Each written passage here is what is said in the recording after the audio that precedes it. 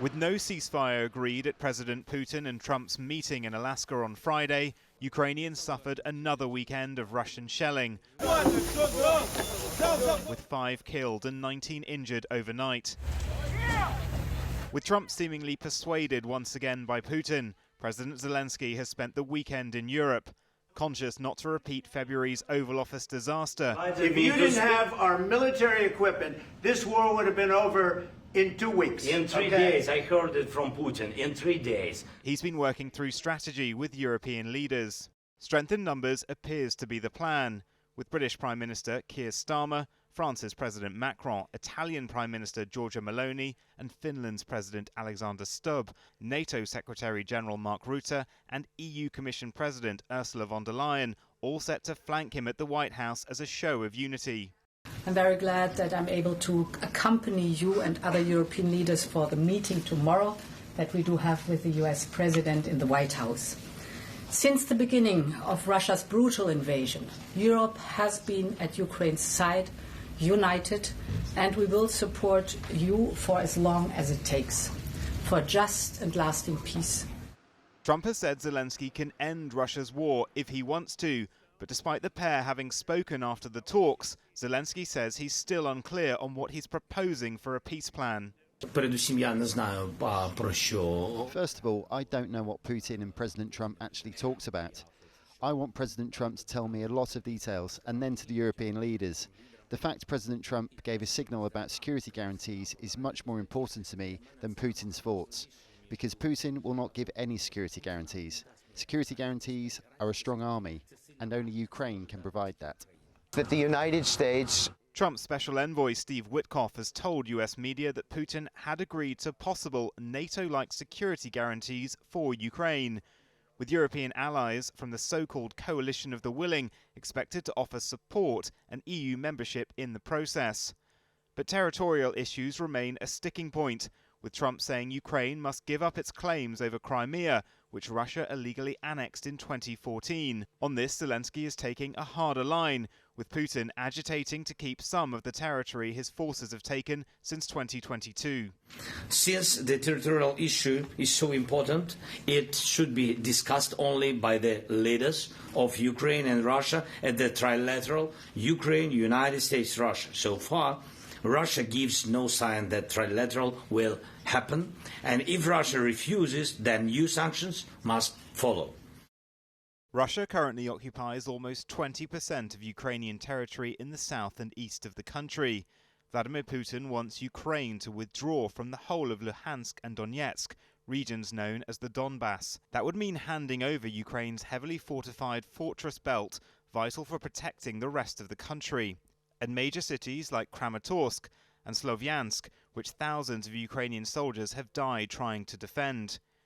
Russia would then reportedly agree to freeze the front line in Kherson and Zaporizhia regions. Russian sources have not commented on Kharkiv and Sumy regions, where Russian forces are actively trying to seize more territory. And the Kremlin also wants Russia's annexation of Crimea to be officially recognized. President Trump, always a fan of spectacle TV moments, posted online, "Big day at the White House tomorrow. Never had so many European leaders at one time. My great honor to host them." 3 million Ukrainians currently live under Russian occupation. Today's discussions will not only impact their lives, but the lives of all Ukrainians and European security for decades to come. Et donc si nous sommes faibles aujourd'hui avec la Russie. If we are weak today with Russia, we are preparing the conflicts of tomorrow, and they will affect Ukrainians. And make no mistake, they can also affect us at the very moment when our country continues to be regularly attacked on the cyber front, on the information front, or in contested areas from sea to space. So there can be no weakness. The feeling that the war must end, but not in a way that rewards Russia's invasion, is shared across Europe. Too much has been spent and sacrificed for Ukraine's defence. But the delegation heading to the White House don't want Putin to think he could get away with another unprovoked invasion elsewhere. Ukraine, which signed agreements with Russia in the 90s after the collapse of the Soviet Union, has learnt the hard way they're normally not worth the paper they're written on. Well, joining us now to discuss today's meeting is Emily Ferris, Senior Research Fellow at RUSI, specialising in Russian and Eurasian security. Emily, this is quite a team heading to the White House with Zelenskyy. Do you think the show of European unity will have an effect on Trump? Well, obviously, this is coming just after President Trump's negotiations with President Putin on Friday. And I think that he described that very much as a sort of a listening exercise where the Russians were sort of trying to put across their perspective.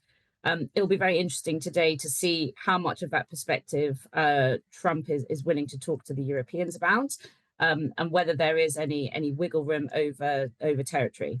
Is Ukraine simply going to have to accept giving up the Donbass and Crimea to Russia?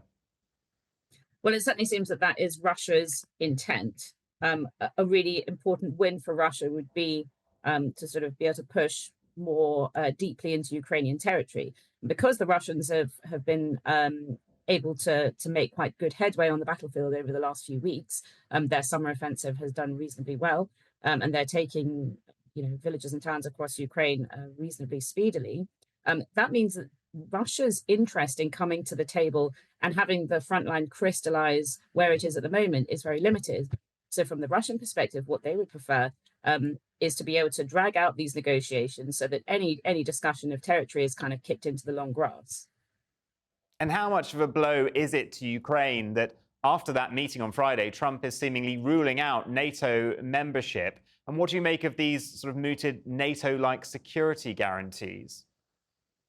Well, it's interesting because the discussion about security guarantees is still a little bit vague. It's not quite clear what that looks like, whether that's a sort of halt to all sort of intelligence sharing and military cooperation between the Americans and the Ukrainians, which is, of course, what Russia would want.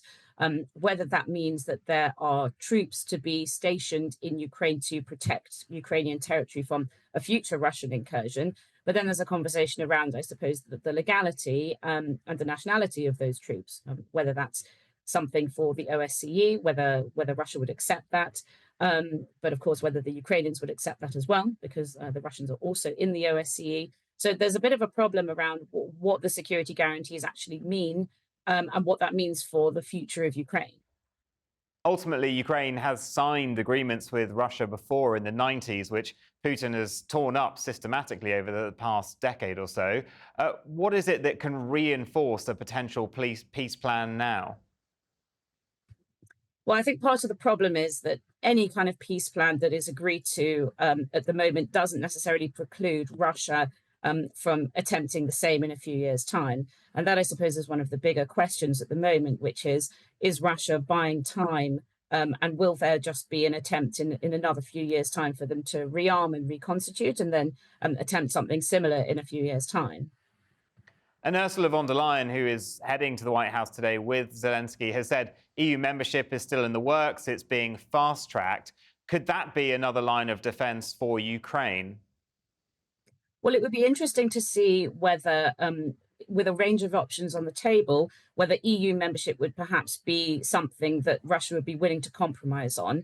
It certainly seems that anything to do with security, so anything to do with NATO, anything to do with Western military support of Ukraine seems to be something that Russia is relatively immovable on, that perhaps some kind of economic-based relationship with the EU might be rather different. Of course, we remember that Ukraine's interest in joining the EU with its association agreement was part of the reason for the events that took place in 2014 and 2015, when President Yanukovych was overthrown. So it will be interesting to see whether that's something that Russia would potentially move on now.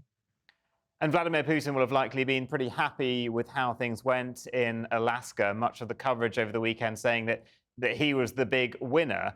But we know that Trump is swayed by the last person he spoke to. What do you think Russia might do next in terms of how it plays whatever happens today?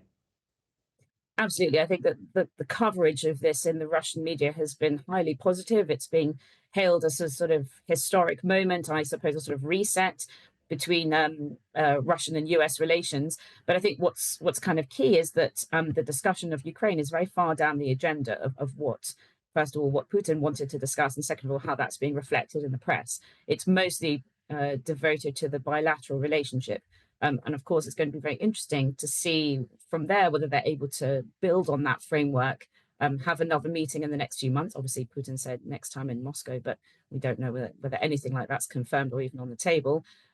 It will be very interesting to see, because the Russians, of course, are very keen for a relationship in which they are seen as on a geopolitical par with the Americans. So this was very important and symbolic to them.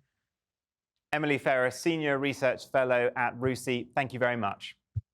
Thank you.